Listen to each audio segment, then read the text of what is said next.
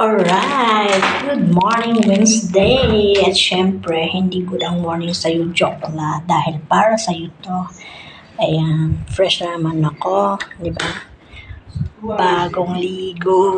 Ikaw, hindi pa naliligo siguro. Tulog lang ng tulog, walang ligo. Ayan, fresh pa kaya ikaw?